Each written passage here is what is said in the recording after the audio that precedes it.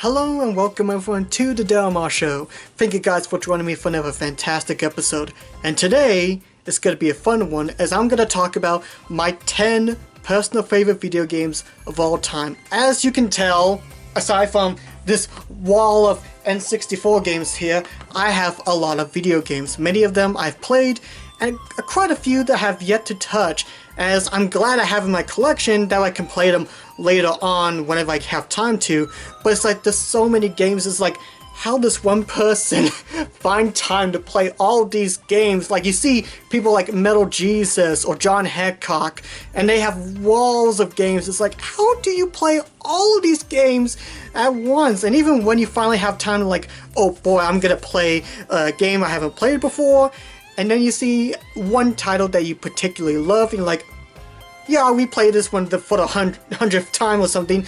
And I mean, we all have that because there's certain games that we love that even if we played them a month ago or even 2 weeks ago, we just want to revisit that game because it's so good, it's precious to us. Heck, if I had to sell all of my games and systems and such for whatever reason, I would gladly do it, except for these 10. Like, I want to keep these 10 here because I love them. They're my babies! And there's nothing wrong with that because unlike books, movies, and TV shows, video games can literally transport you into a different world that you can experience. You can move around in any direction regardless of the narrative. You can explore that cliff or wonder who that village is over there. Games can be powerful means of storytelling. And these 10 games here, I personally love. They helped me when I was sad or not sure what to do, but playing a quick round of those games always brighten my day. I love the characters and stories and universes from these games, and I will admit,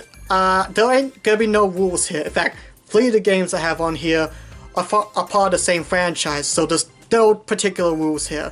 These are just the 10 games I love and I will cherish forever until the good Lord takes me away. And many of these games I have devoted into full episodes of the Marr Show of, or I've mentioned a couple times throughout the 7 years of doing this show, and 7 years of the show, this show's old, man. But regardless, I just love talking about these games and geeking out over them. Let's just go ahead and get things started. These are my 10 personal favorite video games of all time. And I'm not really sure which one to start out with. I'm stuck. Actually, I have a better idea. I'm not gonna yep. I'm gonna shuffle the games around. They're probably gonna fall off the chair. I'm gonna choose one and hey, first game I'll talk about, Lego City Undercover. This was originally released as a Wii U exclusive back in 2013. Of course, you can now buy the game on the Switch, PS4, Xbox One, and I think PC, I believe. I actually might get the Switch version, just even though I have this, it looks a lot nicer, and well, what's wrong with having a game twice or something, you know? I played a lot of different Lego games, whether it be the original Lego Star Wars on the PS2, Lego Indiana Jones, Lego Batman, but out of all of them, Lego City Undercover is my personal favorite. I think it's the only Lego game, or at least the one in the Traveler's Tales series, in which you actually play in a Lego branded city, not based on a movie or TV show of any kind, based on an actual Lego property, which is the Lego City property franchise, which has a lot of sets about firemen and police officers and all that good stuff. And I was excited to play this game, an exclusive Lego game on the Wii U, heck yeah. And when I finally got to play Lego City Undercover, I was not disappointed. I fell in love with this game instantly. From the writing and the humor alone, this game is hilarious. The writing is perfect and it's just golden, it really is. I love the characters like Chase McCain and Honey, and just a bunch of funny shenanigans that goes on in Lego City. In fact, for me, this was the first Lego game to feature voice acting in a Lego game. Granted, there was a few others that had a fully voiced cast instead of like the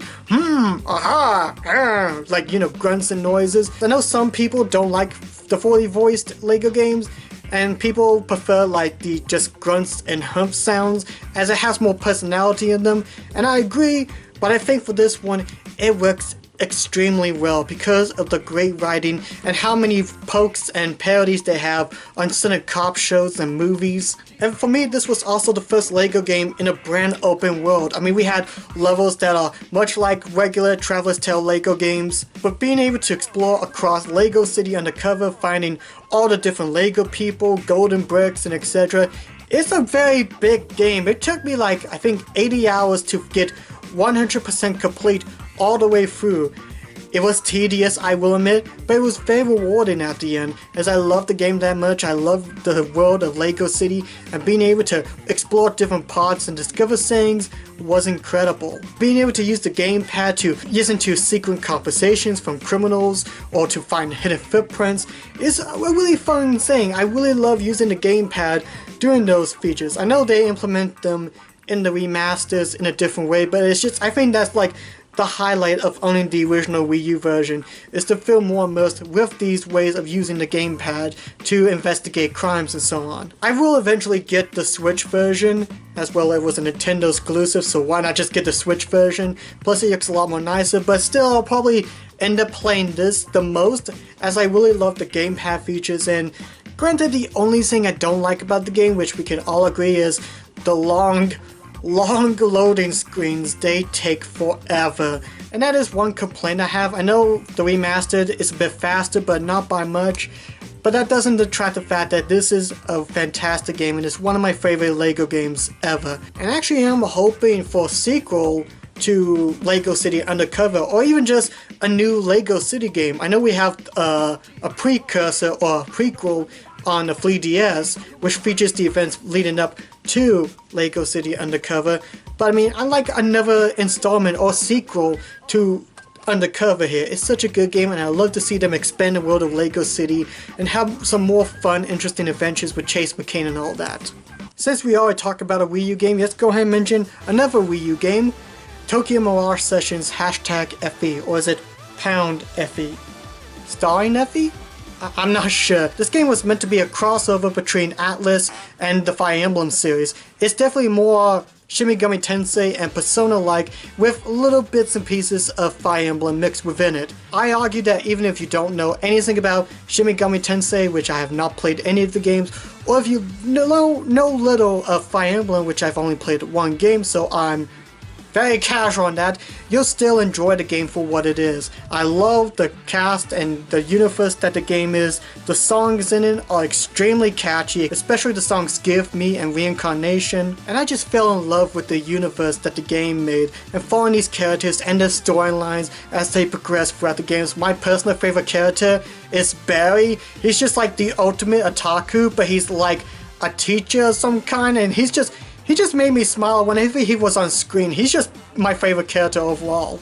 And for me, this is probably a very hidden gem in the Wii U library. It's like not a whole lot of people would talk about it. In fact, I believe the game didn't really sell that well when it first came out, which is a shame as it's such a good game.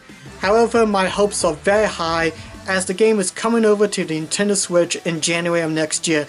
I know a lot of people, when that direct happened, would talk about, oh, Sans, he's a me costume, blah, all that stuff. But for me, when I saw Tokyo Mirage Sessions Encore, I was excited. The fact that we're getting like a new storyline, a new song in, makes me happy, and hopes that maybe we might get a little follow-up or some sort of spiritual successor to Tokyo Mirage Sessions. I'm excited for Encore, which I haven't pre-ordered yet. I'm gonna go fix that real quick, hold on. I already talked about the game in my review way back in 2016, so go check that out for more details. I love it. It's a fun RPG that has such a wonderful soundtrack, bright colors, and such a wonderful cast of characters. I really do love it. Okay, last Wii U game on my list. And granted, I preferred the Switch version better, but I just want to go ahead and mention Mario Kart 8. Whether you're playing the Wii U version or Deluxe, this is hands down the best Mario Kart game ever. I did a series many years ago leading up to Mario Kart 8 called Mullins Retro Bits, where I revisit every single Mario Kart game and how I grade upon them. Granted, my views on the Mario Kart games has changed so much since I made that series. In fact, I'm just going to put a little updated list of my favorites as of now. And Mario Kart 8 is my personal favorite. It is the best game to date. It is one of the most gorgeous Nintendo games I've ever seen. The new race courses and gimmicks such as the anti-gravity mechanic and the items like the Super Horn and the Piranha Plant are my personal favorites, and it's just, oh, it's gorgeous, I have to say. And the music is the top notch. Seriously, the music during the Wii U era of Nintendo home consoles, it's the best music soundtrack, like Super Mario 3D World, this and Tokyo Mirage Sessions. So many great musical scores from the Wii U era, and it's just an incredible game. There was a few small things, like I know when the Wii U version was out, the battle mode wasn't that good, which of course they fixed it in Deluxe. The fact that you go around the Rainbow Road N64 track one time. I'm supposed to be over that. It's been 5 years. Wait, this game came out when? 5 years ago. This game is 5 years old. Can I have my retirement fund now? I don't really have anything else to say. I talked about this game like 3 times throughout my whole video making history, so like, I just love Mario Kart 8. The best one, hands down. Recently, I just got done replaying all the Ratchet and Clank games. There was a few that I never got to play, like Into the Nexus and Full Frontal Assault or Crack in Time, and I'm happy that I got to play all of them. Some games are better than others, but my personal favorite Ratchet and Clank game goes to the original 2002 version. It was really hard for me to choose, as there's so many Ratchet and Clank games I love, and I really love the remake. It's one of the best visual games ever on the PlayStation 4, but I still have a strong relationship with the original version. It may not be as high action packed compared to future Ratchet and Clank games. The controls can be a little bit wonky. However, this game excels with the writing. Ratchet and Clank, all the games, just the whole Ratchet and Clank series, in my personal opinion, has the best writing in any video game franchise ever. Even if you play one of the more weaker Ratchet and Clank games like All for One, the writing and the story is always the best part, and can all be traced to the original Ratchet and Clank game that started that trend of having great writing, rememberable characters, even if they have a very small impact in the story, and creating such a wonderful universe. And the different planets and places you visit are iconic and rememberable. The different weapons you use, like the Devastator and the Testra Claw, are just super powerful. And really the story of Ratchet and Clank is pretty strong. Like, I think one thing I will admit with the remake and the movie is that it doesn't really focus much on Ratchet and Clank being a team, whereas the original, you see them have their ups and downs, with them having arguments and not getting along, and then over the years you see them develop into two buddies who get along instantly and know how to plan an attack and go through a swarm of enemies. And I think this is where, I think in my opinion, with emotion wise, it's tied with A Clank in Time and the original for having the stronger emotions of the characters and seeing them progress throughout the story. And there's a lot of great Ratchet and Clank games that I really love, but this one will still be my personal favorite, as it's just timeless. The writing is so good. Even with this game being released way back in 2002 and playing it now, it still holds up astonishingly well. And speaking of great video game writing, there's one other game that I have on here that does such a terrific job of writing its universe and creating such beloved characters and dialogue, and that's Psychonauts. This is the PlayStation 4 version. I did have the original Xbox version, that's how I played it back in the day, but I got this from Limited Run Games as well. I can't wait to play a nicer looking version of the game on the PlayStation 4. And glorious 1080p HD! This game will literally transport you to a brand new world unlike any other game, where you play as Rasputin or Raz, trying to become the best Psychonaut and learning and getting to explore these different places in people's minds. It's a very eerie trip, I have to say, where you're exploring people's minds that are so secluded or have come deep in from like tragic events and everything. It really takes the idea of going into a person's mind and making it a wonderful gaming experience. Like I said before, video games can literally transport you to a brand new world, but also makes you wonder what it'd be like if you were in a person's mind. And this game does a fantastic job with you going through hunting down emotional baggage and mirages. uncovering hidden memories that might be blocked away or locked away from being so depressing. But aside from exploring different people's minds, it also has a wonderful way of creating its universe, its own lore in a nice subtle way, and the cast of characters you come up with, even some of the children that you might only see a couple times, you remember them instantly. One of my favorite characters is the kid, whose name I sadly forgot, but he's the one who tells stories in a very deep tone, but not in an exciting way, and tell stories. Like, he's just hilarious. There's just small touches of greatness in Psychonauts that you probably won't even notice immediately on the first playthrough, but Tim Schafer, he does a terrific job of creating such a wonderful universe, and I am excited for the sequel. That one is gonna be bigger, I can definitely tell. But yeah, Psychonauts, it's just a magical and beloved gaming experience that will ever hold from its cycliness or something. Cycliness? We cycle. R-E-C-Y-C-L-E, recycle.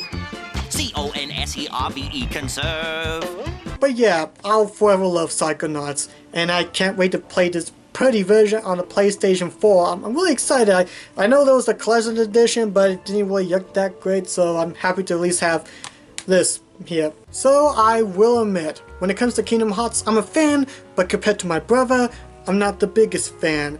Now granted, I do love the games, but I will admit sometimes the story can be confusing, even though I understand it, but explaining to someone, you might want to sit them down for a 8-hour course on the story or something. But the games are still great. I still love exploring the Disney universes and being able to follow the story with its great RPG action gameplay. But for me, the very first Kingdom Hearts game left an impact in my heart, no pun intended. I remember seeing this game on an advertisement for a Disney VHS movie and was blown away. It's like, oh my gosh, that game looks incredible.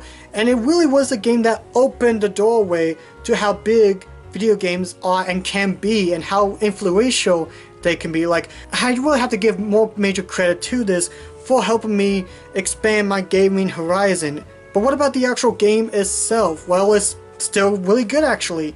Is the combat a little sluggish compared to like the fast-pacedness of future titles? Maybe, but I still love the innocent story where it was simple at the time. I love exploring the Disney worlds in such a broader scale that I could ever imagine, like sliding in vines in Tarzan, or going through Halloween Town with Jack Skellington and fighting alongside with him. And again, this is back when Kingdom Hearts had a little bit more of a steadier ground with the story. Granted, as you play through the game and know about all that's happened, you're like, oh, I know where that comes from. Oh, I understand that little reference, and my brain's confused. What happens in that part again? What was my cliff notes at? And one thing that I will always love about Kingdom Hearts is the RPG combat, where it combines like platforming and hack and slash. And I think that's one thing about the first Kingdom Hearts that I appreciate a lot. It's an RPG, but it's a very simple RPG that you can easily understand about equipping and unequipping gear to make your character's strength and defense grow. Learning how to use items properly and spells to control your MP. It's a really amazing game. Like, if you have never played an RPG before, this is a perfect game for starters. For people who want to get into role-playing games, this is a perfect game to start you out with. And the memories that I had with it, exploring all the different stuff and discovering secrets and learning how to beat the final boss, who was messed up. Like, seriously, the final boss of the game, or at least the final area, it's very messed up and probably isn't really warranted the rated E, maybe an E10 for how disturbing it can be at times. Whenever I put in the game disc and seeing the intro of the first Kingdom Hearts games, I'm literally taken back like how I was when I was 8 years old when I played it, and having that fun nostalgic feeling that not a whole lot of games that you may play back in the day could really hold. And this is one of those games that I instantly have fun memories of, just hitting that nostalgia home. It's just precious to me, it really is. And this is still my original copy from way back when I was 8 years old. In fact, there's a fun story I wanted to share real quick regarding to Kingdom Hearts and the PlayStation 2. I got this and the PlayStation 2 for my birthday. I only had the N64 when I was growing up, and I was used to autosaves and such, you know, when a game saved automatically and all that stuff. So when I put it in Kingdom Hearts and I was like, I believe, halfway through Traverse Town, and it was time for me and my brother to go to bed. It was like, okay, we gotta, how do we save the game? Does it save it automatically? So we ejected a disc and then we put it back in, and we're way back at the beginning. then I discovered the magical world of memory cards. So for the first week, I had to like try to see how far I can get to the game. It's like, oh come on, does this mean I have to play the game all the way through? How big is this game? It's a fun little memory right there. It really is regarding to Kingdom Hearts. So for people, learn about memory cards. I mean, granted, we don't have to do that anymore, but like it's just a fun little memory looking back at it. And so many others with Kingdom Hearts 1, it really is. Okay, so remember how I said there are 3 games on this list that are part of the same franchise? Well, you could guess it's Mario. I love Mario. Super Mario's the best franchise and best game series of all time. Come at me, bro. I'm talking about don't come at me. I come in love and peace. You have your opinions, I have mine. So let's get back to talk about Super Mario Galaxy 2. The first Super Mario Galaxy I do love, but it did have some problems here and there, as well as having one of the worst levels ever. I made a whole rant about it back in the day. But Galaxy 2 improves upon what made the first one great and does it even better. I know some people views the second one more as an add-on instead of a sequel, which I do agree on. I think it's more of an add-on than a follow-up, but it's a very good add-on in my opinion. I love how big this game is and how much content they put in Galaxy 2. From doing different power-ups like the Rock Mario and Cloud Mario, putting Yoshi in, putting in new bosses and new worlds. Sure, the awesome worlds that you revisit like Fromps go even faster from the previous game, so you can definitely tell it's just an expansion pack. But it has so much stuff in it, and there's 2 things from Galaxy 2 that I instantly love more than Galaxy 1. One is the difficulty. There are some really tough parts in Galaxy 2, especially after you get past through the regular worlds and you enter the special galaxy. So many hard times and challenges, especially the Daredevil comments. Some of them can be brutal, I will admit, they can be brutal. And one other thing that I love about Galaxy 2 is so much more collectibles. Like you get the regular 120 stars, but you do collect 120 green stars that you have to find across the level. You don't do a certain task, you just go on a little Easter egg hunt to find all the green stars. It can be really fun and engaging to wonder, where's the green star at? I see you! How hard it is to find a green star, I tell you, and such. And it's really engaging, it really is. There's so much they've done with Galaxy 2 that I prefer so much over the first one. That actually makes the first one feel a little bland, not horrible, but just a little bland in my opinion compared to how much they've done with Galaxy 2. It's a challenging, addicting platformer, and it's one of my personal favorite Nintendo Wii games.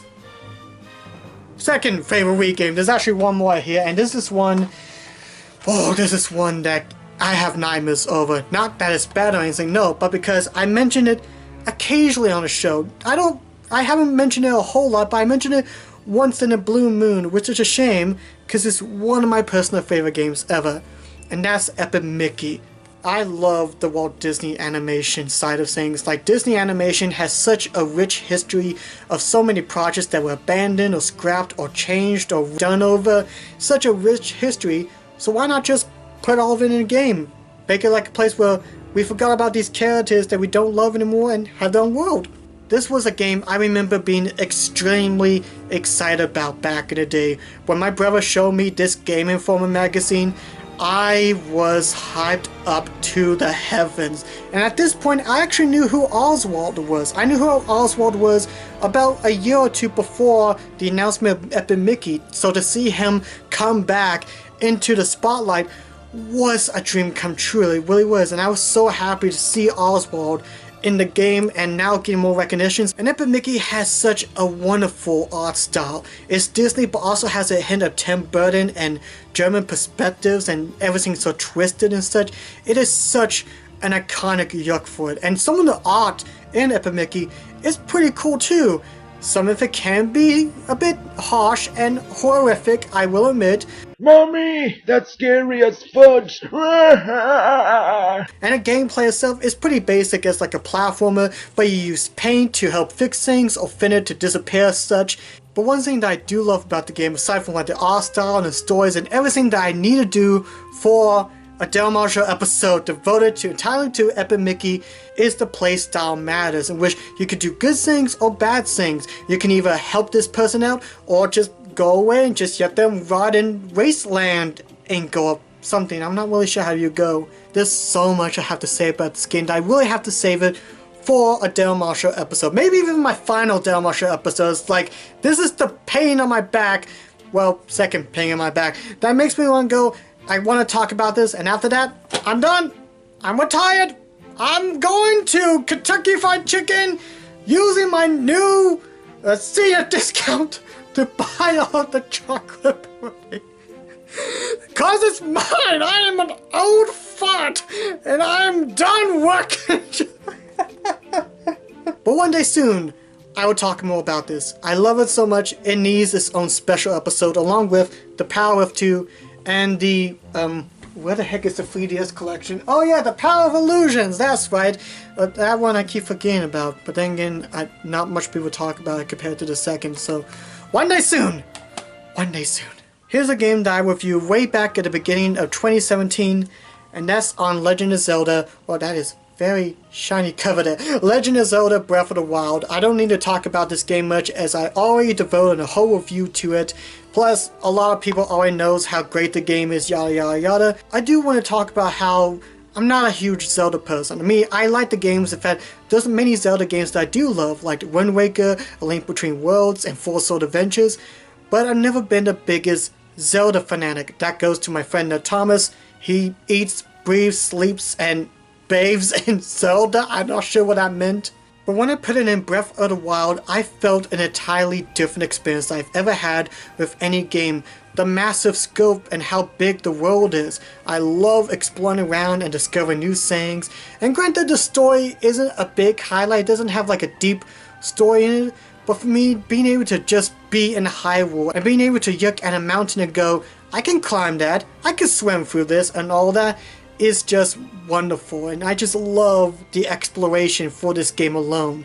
It is simply perfection, it really is. But now comes the big one. This here is my #1 favorite game of all time. This is the game that, if I had to even sell these other games, I couldn't trade this one in because it means so much to me. And my #1 favorite game is Super Mario 64. I already reviewed this game years ago and I was so happy I did. In fact, that was actually the very first time that I 100% completed Super Mario 64. And even to this day, even completing the game all the way through, I can still go back to this game time and time again for how great this game is. It was the very first video game I've ever played, and it still remains as one of the biggest games that have impacted me the most compared to any video game out there.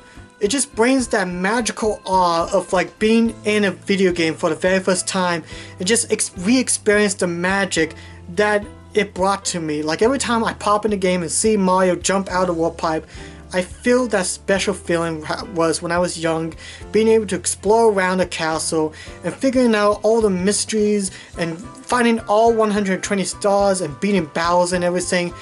It's such a classic game for me that I can never trade in. It's such an important part of me that it's just hard for me to look at and go, here, I'll trade you this. It's just hard to do.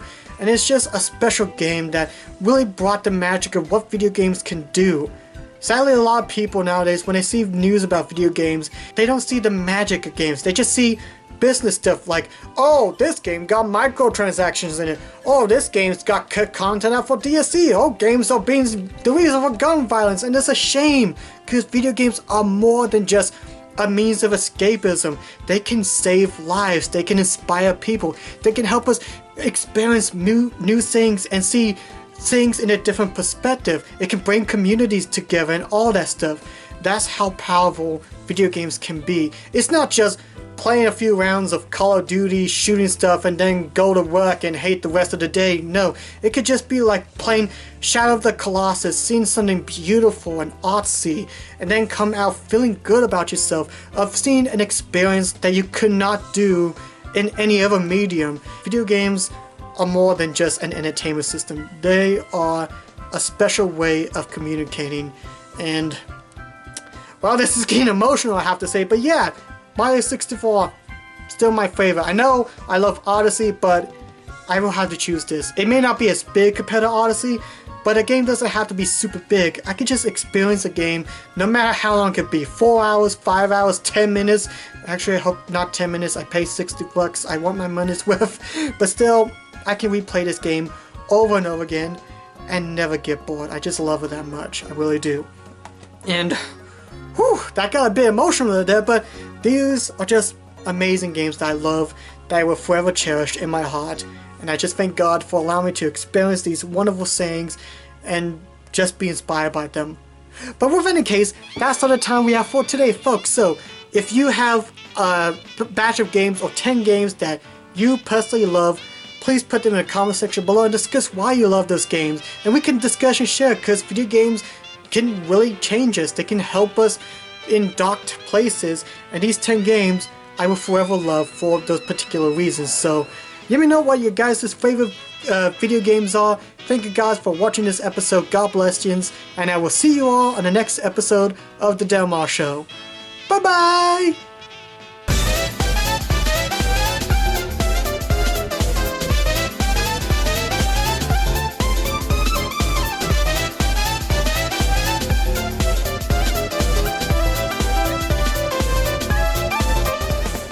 Okay, I gotta clean up a couple things, clean up the carpet and... Epic Mickey. Go out of retirement after this. I wonder...